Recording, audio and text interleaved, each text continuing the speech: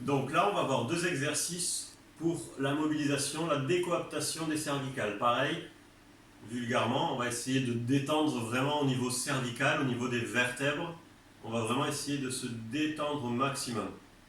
Donc le premier exercice, c'est un exercice de rétractation. La rétractation cervicale, qu'est-ce que c'est? Donc, on va se mettre assis, le dos bien droit.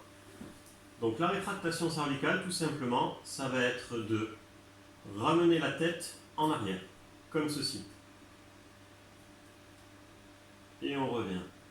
Donc vous voyez, quand je le fais, mon menton rentre en arrière. Pendant toute la durée du mouvement, ce qui est très important, c'est de regarder loin devant, à l'horizontale, un point fixe. Donc je regarde un point fixe, je vais en arrière, le menton vient en arrière. Et quand je suis en arrière, je pousse un tout petit peu avec les doigts pour aller chercher un peu plus loin et je relâche. Les épaules basses et je refais. Menton en arrière, le regard droit et je pousse. Le fait de pousser va me permettre d'aller chercher toujours un peu plus loin. Je vais répéter ça une dizaine, une quinzaine de fois. 15 fois, vous répétez ce mouvement tout doucement. Prenez le temps de revenir, reposer, redétendre bien et recommencer. Il faut vraiment le faire en étant détendu. Donc deuxième fois, menton en arrière et je pousse. Et je reviens. Ne poussez pas à fond, le but c'est de gagner même pas 1 cm. Le but c'est de gagner, c'est ça, 1 cm, quelques millimètres, vraiment de pousser un tout petit peu pour gagner sur ce que nous on arrive à faire. Je pousse et je reviens. Le regard toujours droit.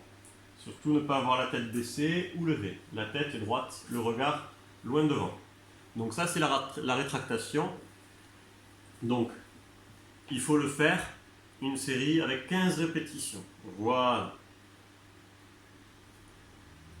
Dans le même style, on va faire un exercice où on va travailler sur la décoaptation. Donc vos vertèbres, vous voyez, elles sont posées les unes sur les autres. On va essayer de se grandir. Donc pour se grandir, je vais me mettre, donc là je vous filme comme ça, mais vous allez le faire contre un mur. Assis par terre contre un mur, pour qu'il y ait vraiment un angle droit. Donc, je me mets contre un mur, mes jambes sont tendues, les pointes de pied vers moi. Ce qui est très important, ici, vous voyez, c'est que mes fesses sont collées. J'ai les fesses collées et surtout les lombaires collés. Donc, jambes tendues. Je commence, je colle mes fesses, je colle mes lombaires. Ma main ne doit pas passer. En gardant les mains collées, les lombaires collés, je vais coller le reste de ma colonne et mes épaules en ouverture. Quand je dis en ouverture, les épaules, c'est comme ça. Voilà. Et je pose la tête. Donc quand je suis comme ça, j'ai mes jambes tendues, mes fesses et mes lombaires collés contre le mur.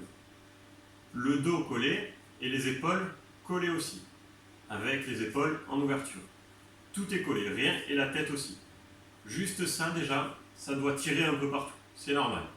Ce que je vais faire maintenant, c'est que je vais faire un double menton, comme ceci, comme on vient de faire tout à l'heure.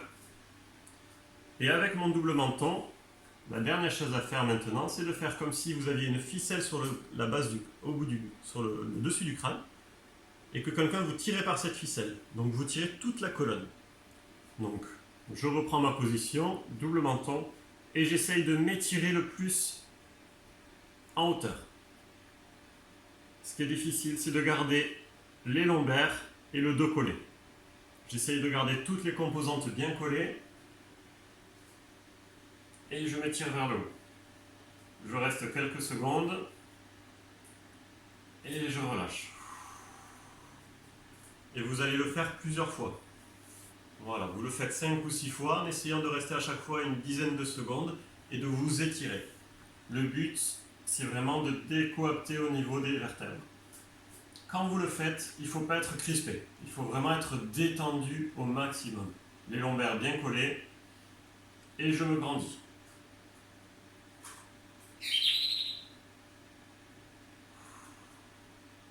Et on relâche.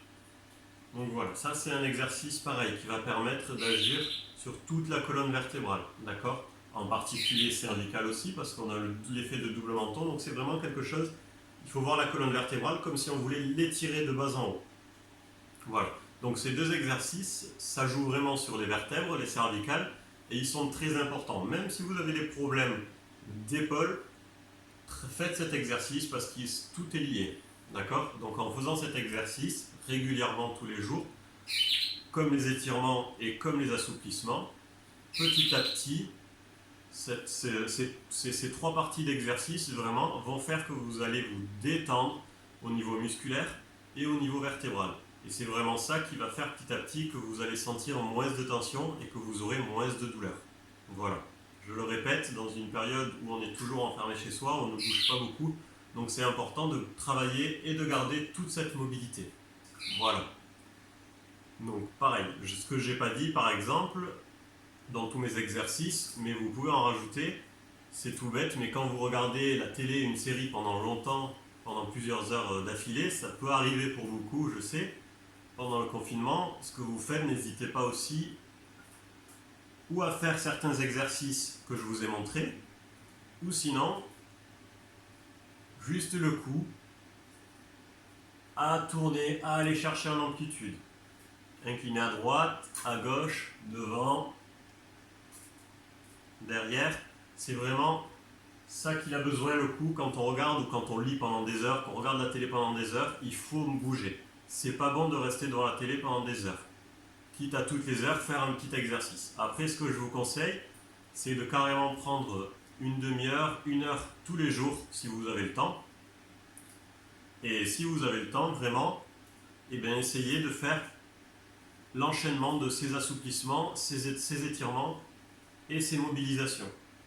En soi, chaque petit exercice dure une minute, 2 minutes. Donc vraiment, ça va assez vite au final.